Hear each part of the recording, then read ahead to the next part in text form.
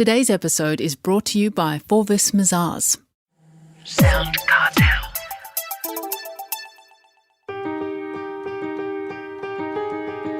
From SoundCartel, I'm Nicole Goodman, and this is Business Essentials Daily.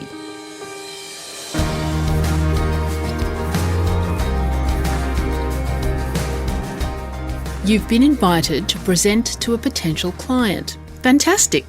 But if you think you'll win them over with a heap of PowerPoint slides, think again.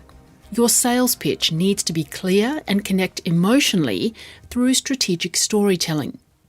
David Fish, a globally recognised strategist and business leader, has worked with some of the world's largest advertisers and pitched to world-leading brands.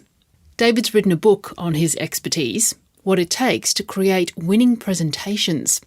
And Chris Ashmore asks David, where do most presentations go wrong? David says, often from the very start. That's where most presentations go wrong, is they start with what the presenter wants to share and not what the audience wants or needs to hear. The second piece that comes into that is then an over-reliance on presentation skills. We've invested so much in making great showmen, I call them, people who look fantastic on stage, but we're not spending enough time and paying enough attention to the structure of the content. So when we need an audience we need them to be more than just inspired and entertained, then the presentation's got to do three jobs. It's got to help the presenter deliver that story. It's got to help the audience follow along and stay connected. And then the audience has got to be able to easily find and recall the information, essentially become that presenter after seeing that content just once. And when that's the case, we need more than just those presentation skills, and we need content that really connects with the audience. And that, for me, is where so many decks start in the wrong place and miss the mark. Your book, that's all about great presentations, and you argue in it that they should be clear, concise, compelling and simple. Can you walk us through each one? Sure can. So clear is that start point. Getting clear means you know who matters to you. That is the audience that you want to connect your content to, that you want to influence, or you want someone in that audience who's going to take your content and do something with it. That's who matters to you. Then within that, we need to understand what matters to them. What change do we see as being possible? What problem do they have that we can solve? And how do we take them on a journey to a better place? And that anchors the presentation. It helps guide what goes in and what gets left out. And when we're not clear, it's super easy for that presentation to become really bloated with too much content. We start putting something in for everybody. We make points that are quite generic. And that's often when we get quite boring. So getting clear anchors the presentation and gives it a real purpose. Well, the next one is concise. It's very rare for me to come across people who don't have more content than they need. Most people are flowing with information that they could share to any audience that they're asked to speak to. So we need to organize that content, and we need to organize it around this journey of change. And the big piece here is we need to control the flow of information. We need to start with a concept and the most important point, and then ladder down into the detail. When we establish an idea and expand how that comes to life, we can actually increase the recall and understanding by as much as 40%. But what often happens is we start in the detail. We have this sort of idea that we present little bits of information, and then through some magic, powerful conclusion, we join it all together at the end. But often the audience is lost and confused before we ever get to that point. So we need to take control of the organization of the content so that we don't get lost in the content, and so the audience doesn't get lost in the content. And when content is concisely organized, every single presentation can be brought to life on a single page. And that, for me, is a bit of a test. If you can get your presentation summarized onto a page, you've got your content well organized. And if you can't, there's still more work to do. Then there's compelling. What's this about? So this is about storytelling. This is about using a 3-stage story arc that ensures the audience connects with your content as early as possible, because that increases their intention and engagement to what you're saying. So we want to establish right up front, why does this matter to the audience? What's at stake for them? And that brings this sort of relevance and emotion from the audience into our presentation. They feel part of our story now. Then we navigate through how that content helps them move forward before conclusively resolving that we've arrived at a better place. And I make that point, conclusively resolving. We never want to end on a thank you slide or a next step slide. That's like going to the movie and then some terms and conditions pop up before the final 10 minutes of the film, and you've got to go through the terms and conditions, and then you find out the ending. We never want to end a presentation without conclusively resolving that we've taken the audience on a journey and we've taken them to a better place. Within that, we're then looking at slide structure. So how does each side flow within the broader narrative? How do we signal what points are really important on those slides so that each point connects, that we're telling a story within the slides? And then we want to check our balance. We've got a narrative now that flows across this whole presentation. We want to make sure that there's balance between being about us and all the great things we do and giving the audience a reason to care, the benefits that are in it for them, and not just having a list of buzzwords and industry phrases.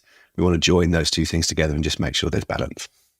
That would be probably the hardest part of a presentation, to be able to tell a story. How do you suggest people tell a good story?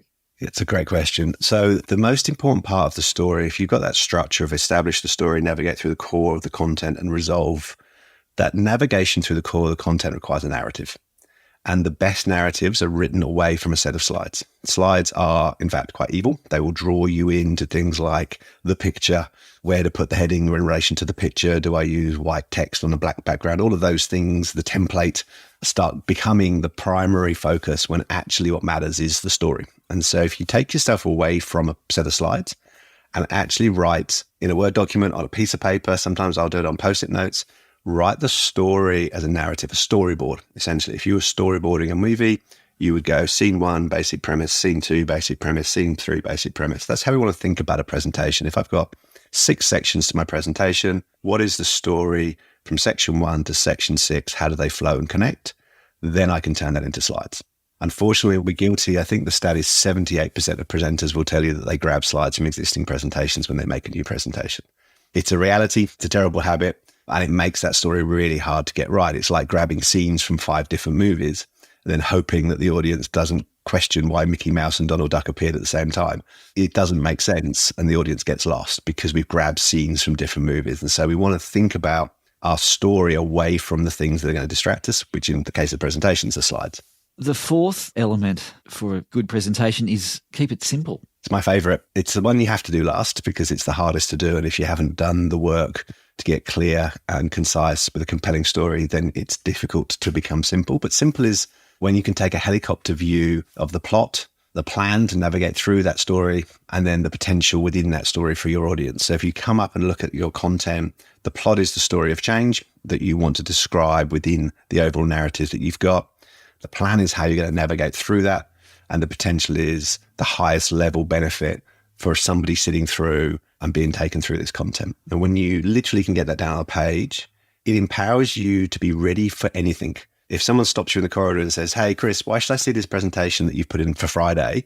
You can immediately go, well, it's about this. We're going to cover this. And the reason you should see it is this. It's an incredibly powerful tool to have. Someone says, oh, we've only got 20 minutes. Can you cut your presentation down? You know exactly where to cut within your content because you know the key points that you want to land.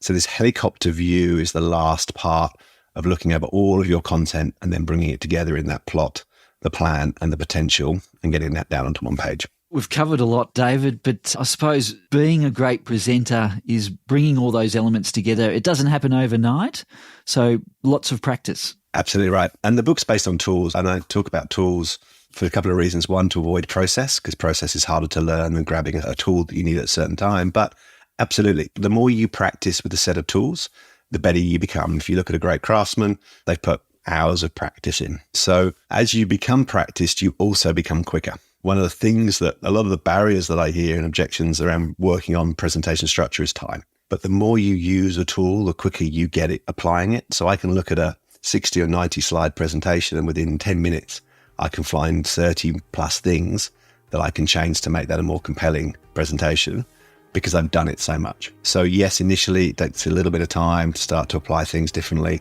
but the more you do it, the more you practice, the more you seek feedback. And in today's world, the more you watch yourself present, watch videos back of you actually delivering content, the better you'll become.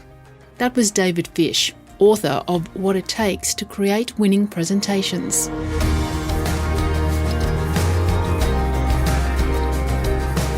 This episode of Business Essentials Daily is produced by the team at SoundCartel. Thanks for listening. I'm Nicole Goodman. We'll bring you more Be Daily tomorrow. Follow @BE Daily Podcast across social media and head to bedaily.com.au for more from the Business Essentials Daily podcast. SoundCartel.